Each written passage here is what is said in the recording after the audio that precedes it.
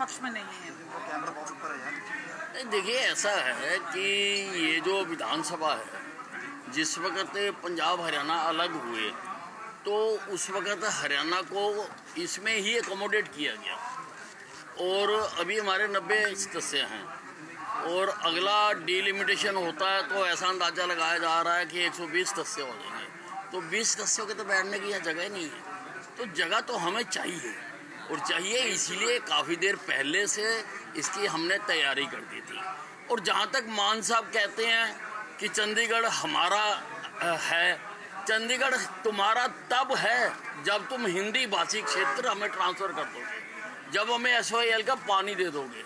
जब तक नहीं देते हो तब तक हमारा लिए ना इसके ऊपर, हम इसमें बैठे हुए हैं, तभी तक बैठे हुए हैं हम। जब आप जो एग्रीमेंट हुआ था उसको लागू ही नहीं करते तो चंडीगढ़ किस प्रकार से तुम्हारा। पर बीजेपी में भी क्या फूट है, क्योंकि सुनील जाखड़ खुद बोल रहे हैं, अपील कर रहे हैं प्रधानमंत्री से कि भाई नहीं मिलना चाहिए इनको। हो सकता है वो प्रदेश की राजनीति के हिसाब से बोल रहे हों, पर मैं देश की राजनीति के हिसाब से बोल रहा हूँ। सर, ये BPL को लेके भी आया कि इतने सारे जो लोग हैं वो BPL में अब शामिल हो गए हैं, ये क्या एक नेगेटिव पॉइंट नहीं है कि सैनी सरकार के लिए, हरियाणा सरकार? नहीं, ऐसा है, पहले कुछ लोगों के बन नहीं पाते थे और वो घूमते रहते थे और कोई उनकी सुनवाई नहीं करता था।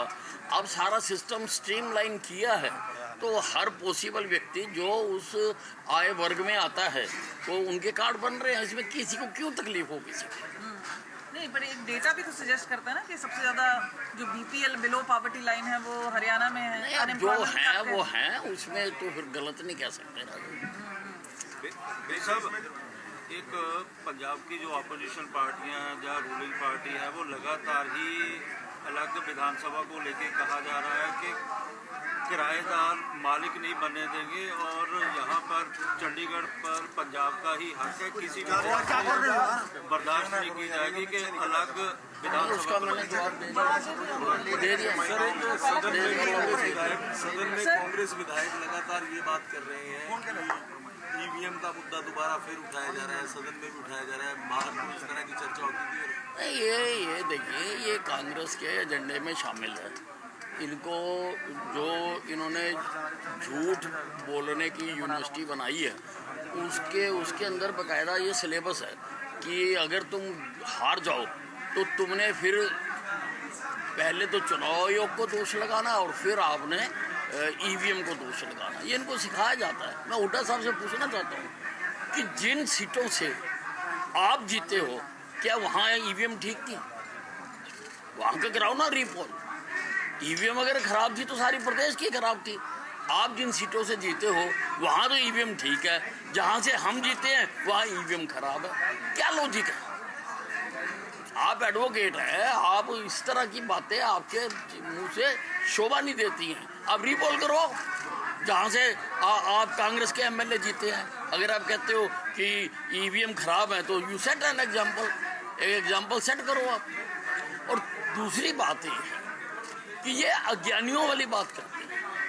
EVM जब इलेक्शन कमीशन से जारी होती हैं तो वहाँ पर सारे पार्टियों के नुमाइंदों से चेक कराई जाती है।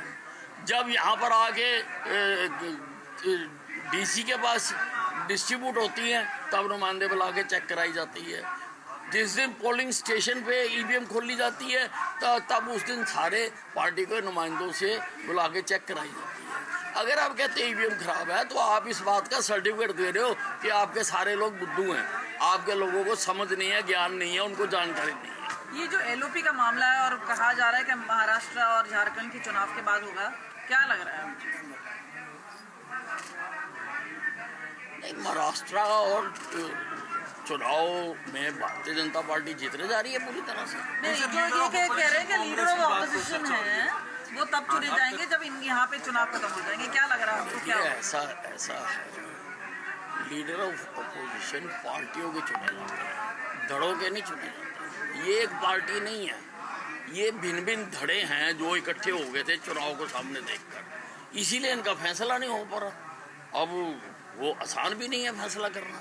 अब 2 सेशन हो गए, एक पहले हो गया, एक आज हो गया और बिना LOP के ये चल रहा है। अब देखते हैं कब इनका फैसला होता है।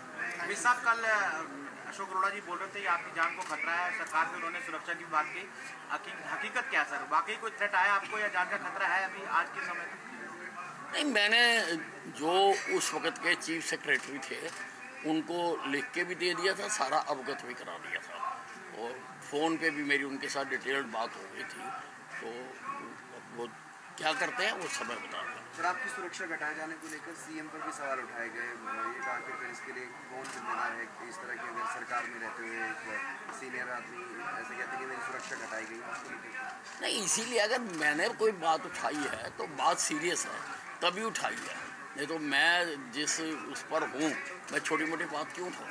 क्या लग रहा है फिर आपको? आपकी नहीं, अब इसकी कभी जांच होगी तभी पता लगेगा। आज तक तो किसी ने आके मेरे को पूछा नहीं है। एक राज्यपाल के अभिभाषण को लेकर विपक्ष ये कह रहा है कि कुछ भी नया नहीं है, विजनरी डॉक्यूमेंट होता है सरकार का, लेकिन कुछ नया नहीं है, सब पुरानी बातें हैं, कोई नया विजन नहीं रखा सरकार। देखिए, पहला सेशन है,